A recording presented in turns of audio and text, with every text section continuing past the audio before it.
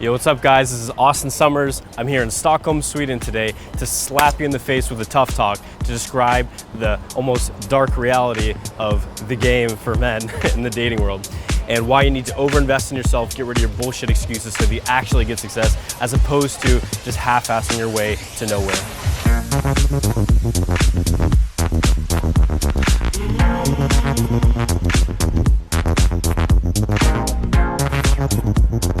So let's break down some of these things that are holding you back from taking the kind of action that you need to be taking. The first one is fear. Fear of what people think of you, fear of rejection, and let me give you some facts about this fear. Number one, it doesn't respond to reason. You can't reason or think your way through or around the fear.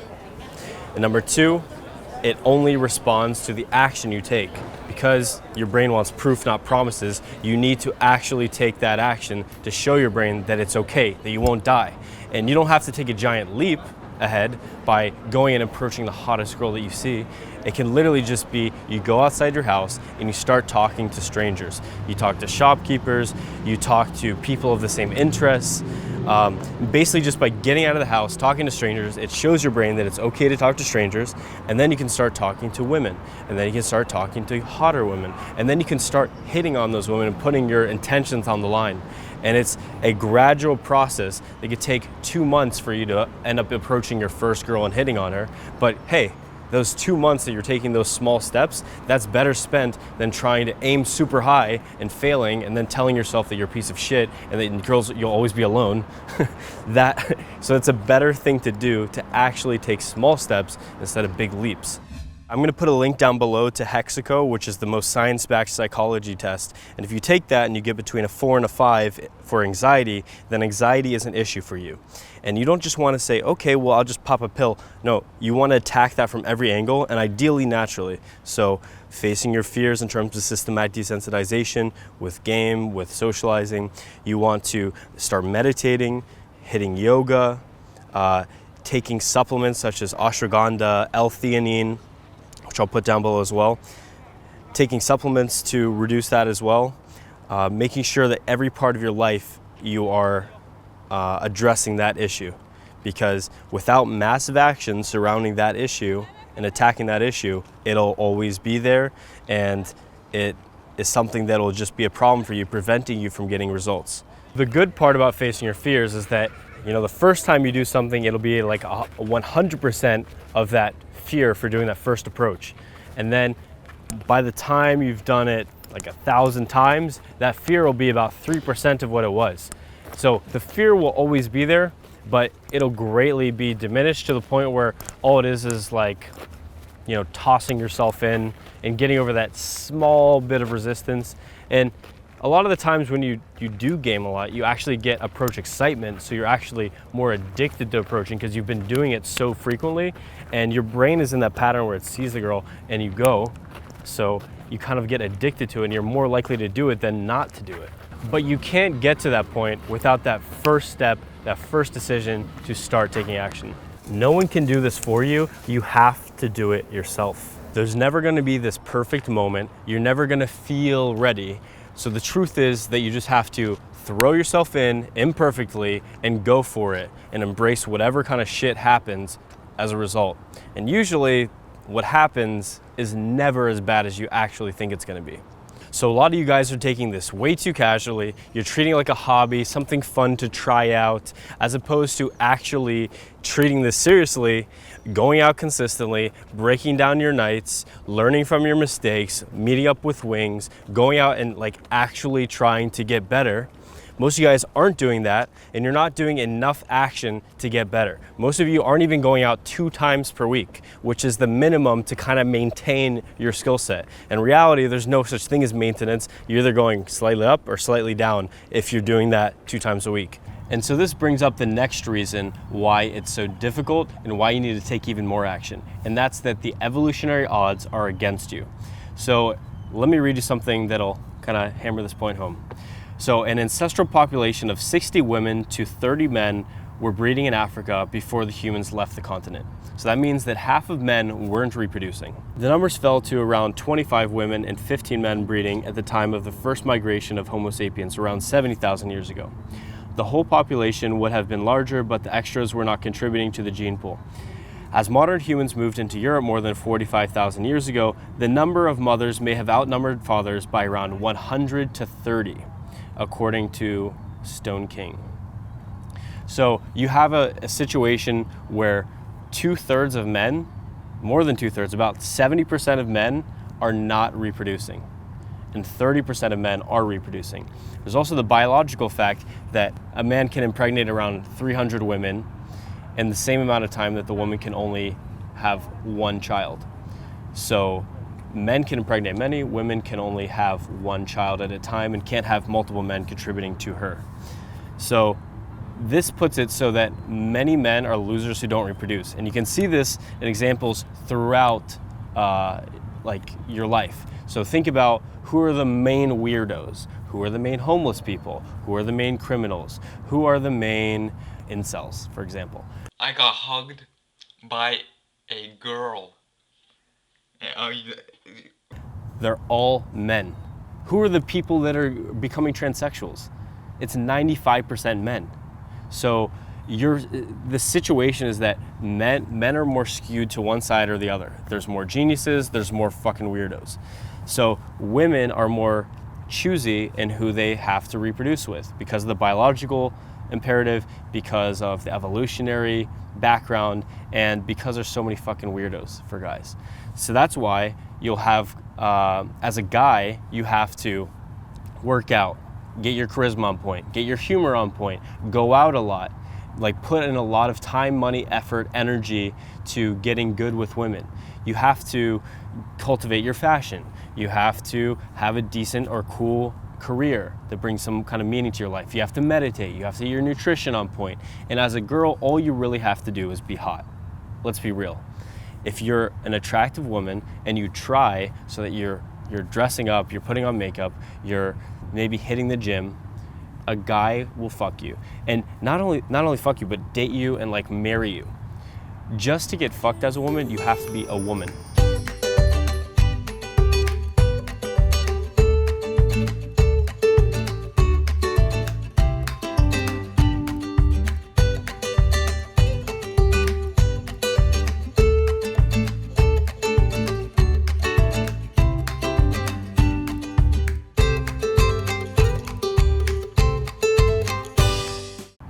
For every woman out there, there is a man who will fuck her, but not the reverse. For every man out there, there is not a woman who will fuck her. And for men, it's almost a pyramid, so that the top 5% of guys are getting 80% of the women, whereas 100% of women can basically get laid, and get laid consistently. So this also brings up more competition. So if males are competing for that top spot on that pyramid, then competition is a rule of life. Biology is ruthless. It doesn't give a single fuck if you reproduce. A lot of your family doesn't really care that much.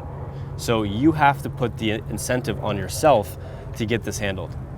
Competition is a fact of life. If you are not improving, if you're not getting better, if you are not like working on all those areas that I mentioned, there's little chance that you're going to get some results with women, let alone exceptional results. When people know that, like me, other guys have slept with over 100 women, which is a lot in terms of like the fact that most guys sleep with 8 women in their entire life, and in India they sleep with 3 women in their entire life, you have to go above and beyond. You have to like get to your core. You have to be authentic. You have to step up in every area. Not only step up in every area, but be improving in every area, so that women, when they see you, they think this guy's improving. He's a safe bet to reproduce with, because in the future, is he going to be able to deal with challenges? Is he going to be able to like deal with a fucking threat? Is he going to be able to provide resources for me and my offspring in the future? And if the answer is no or maybe, they get disgusted. If the answer is yes, they're turned on by the guy, because those criteria, those qualities that he's showing, show that he would be a good person to not only reproduce with, but to bring her resources. If you are not improving, you will be weeded out by evolution. There's no autopilot guarantee that it'll all work out. It won't. The default in the world is entropy. It's one of the laws of the universe. If you, let's say, leave your car outside for 10 years and you come back, You're not going to come back and, oh, wow, there's a new exhaust pipe on this car. Oh, wow, the new paint job. No, it doesn't work like that. It's going to be rusting. There's going to be plants growing inside of it. Entropy is a law of the universe. So you need to not only be maintaining, because there is no really maintenance, you need to be improving in all areas. Also, the next thing is that there's an instinctual pressure to shame men who are improving themselves. And when you look at any time I've been on a podcast where the host doesn't know about this whole area of self-improvement, self-development game, there's an instinctual pressure to shame men, especially if there's a female host on the show. They'll start making comments like, why aren't they just funny and cool to begin with? Well, not everyone's funny and fucking cool. I think that the game whole thing, it feels very manipulative from like a female perspective. Like you wear makeup and high heels. I barely do. I usually but I mean that's women do. Like women are it's both true, of us are lying. Right, but it's on a whole other level because it's going into like your personality and it's very deceptive. It's deceptive and it's like premeditated and the whole thing seems very creepy and weird. And all of it is just dating advice. How do I pick up a girl? How do I pick up a girl? And I tell them the same thing you say, Kirill. Just be funny. And they're like, I don't know how to be funny. Should I buy a joke book? No one cares about you getting good at game. The evolutionary odds are against you. And then on top of that, people are shaming you and putting pressure on you to not improve. So I hope that sets into your mind how many things are against you and how you need to not only be improving slightly, but be going all out into it, because the reality is it's not that easy for guys. So you got to take responsibility for your own dating life. No one cares or wants to do this for you, so ultimately it's you who has to do it. So the easy road is to complain about how hard men have it and how easy women have it. As one of my friends says, all you have to do as a woman is try, and all of your needs are taken care of. Your apartment's paid for by a sugar daddy. You get as much sex as you want. Like all your food, all your expenses are paid for. You get friends. You get your whole life is taken care of if you just try and look somewhat decent. But as a man, you have to, hit the gym, exercise, look good, work on your fashion, work on your grooming, eat nutrient-dense food so that your complexion and your skin looks better, have better energy, meditate, yoga, have a cool career, have good friends, do interesting things, take cool pictures of it, have a good Instagram, have a good social media in general. And then, you have to do all that as a man. But yeah, guess what? You have to get better, not bitter. That's the only way.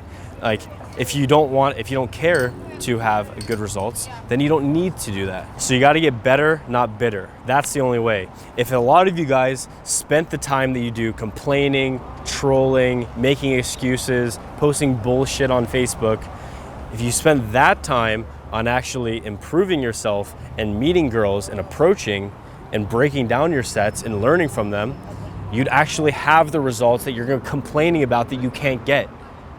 So kind of step away from that negativity, adopt a more realistic mindset. You don't have to be super positive and think everything bad that happens is good, but adopt a realistic mindset and know that the actions you take improve your sexual market value, improve the chances of you actually sleeping with a girl. Because if you're going out approaching 10 girls, maybe one of those would like you. Did you think about that? Or do you just approach one girl, she doesn't like you, and you just generalize based on that n=1? So get better, not bitter.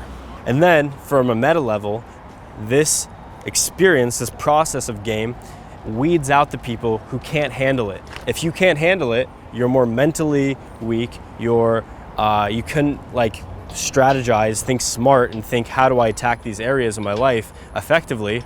You're not effective, which is it is the most attractive quality of a man. You're not going to the gym, you're not getting more strong, you're not getting more fit, you're not getting more powerful. If you don't do those things, it weeds you out. That's the process of evolution, weeding you out. If you give up, what does that show? That you're not persistent. That if any challenges come up, if you were with a girl, she would be left out to dry. She would be more vulnerable. Her and your offspring with her would be vulnerable. So that's another reason why persistence is so attractive. It's because it shows you're not passive, you're not a little bitch. No one wants a little bitch. When you persist for something that you want, number one, it shows her that you actually like her because you're persisting for her. Number two, it shows that when challenges are presented, when obstacles are presented, you deal with the obstacles.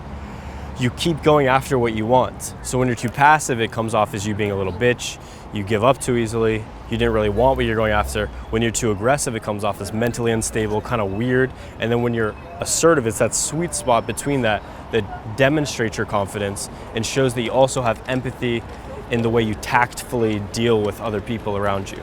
And now think about this. The average man has 8 sexual partners in his entire life. And those average men are actually trying to some capacity.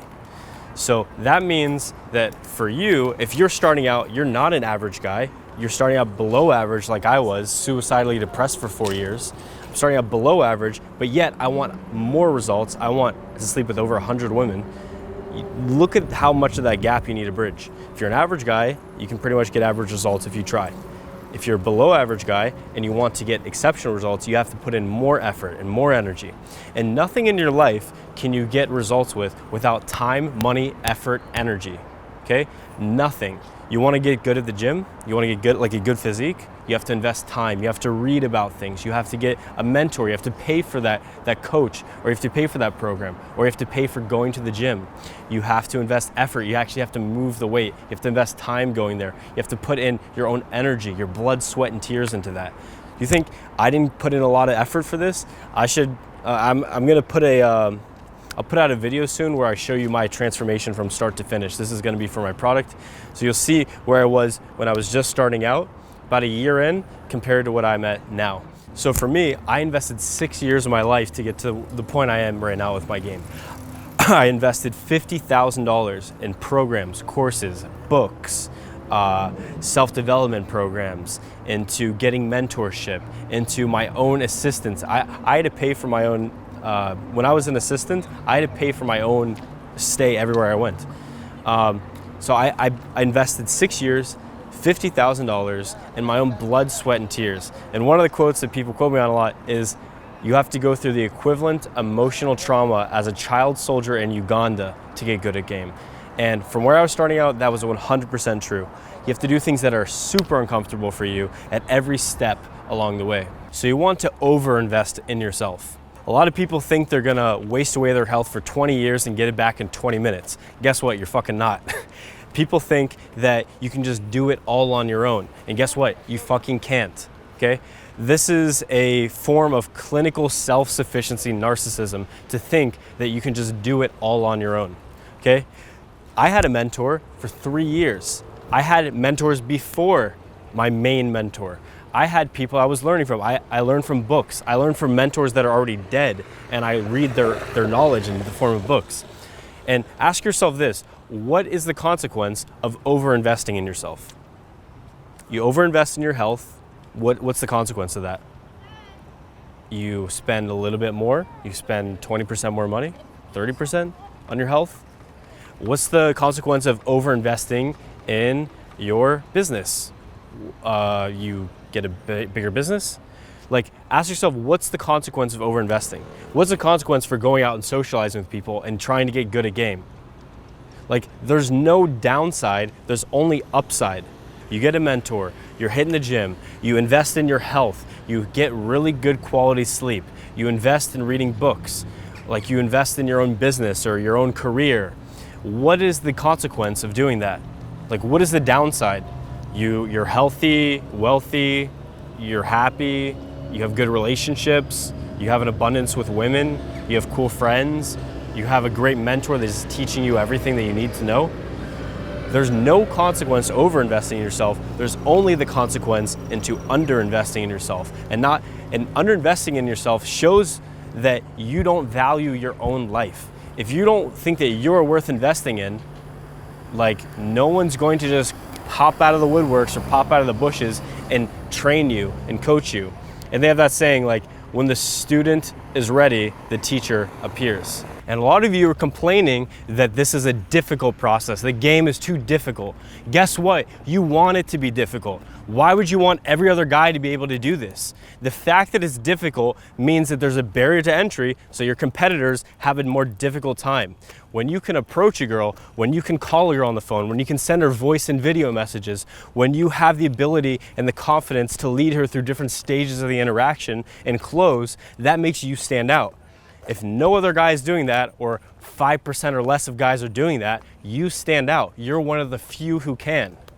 So don't get butthurt that it's difficult. You should be proud. You should be happy. You should be like excited that it's difficult, because that makes you stand out more, and that means that you're going to get more results than the 95% of other guys who are just like withering and dithering away in average. And the next thing that holds guys back is excuses. So excuses can be, I'm too tired, I don't have the energy, she's gonna reject me, I'm not good enough, I don't have the time. All these you have to recognize are excuses. There's excuses that you're telling yourself. They're not reality, it's not truth, it's literally just an excuse. And the more you notice it's an excuse, and you can step away from that and see it third-party perspective and know that it's bullshit, the more you can start focusing on actually getting results, taking action. When you see these excuses as reality, as what's actually true, it's just gonna prevent you from taking action, and then that's just gonna reinforce those excuses. I'm too tired, okay, so I'm not gonna go out. And then next time you're too tired, you're gonna not go out. It just reinforces those same patterns. You're giving more energy to excuses, and those are gonna be more relevant in your mind, or you're giving more value to action, and action's going to be more relevant in your mind. So whatever you're putting more focus and emphasis on, you're gonna get more of. More emphasis on action, you get more action. More emphasis on excuses, you get fucking excuses that lead to nowhere. And ultimately, think back. If you're, like, let's say you're going to be 80, and you look back, are you going to be proud, happy? Are you gonna look back and feel like you're fulfilled, like you actually took action in your life, you got what you wanted out of life, you had an enjoyable life? Or do you wanna look back and think, fuck, I regret that I didn't have more courage to take action when I was younger. I regret that I let fear prevent me from having the kind of life that I wanted to live. Regret weighs in pounds, and fear and taking action and discipline, those weigh in ounces. So regret is gonna weigh you down. It's gonna be this toxic energy in your life. It's ultimately the pain of regret vastly outweighs the pain of taking action. So take fucking action today. Don't wait till this video ends. You can turn off this fucking video right now for all I care. Go take action today, even if it's the smallest step, such as getting outside and talking to a fucking store clerk. Take action today, because ultimately, if you take action, you're gonna have a better life. If you fuck around, you get excuses, you complain that it's too hard, you get bitter, you start posting on PUA hate, you become an incel, your life's not gonna turn out well. This has been Austen Summers from Stockholm, Sweden, and I hope that was a decent slap in the fucking face that you need. Peace.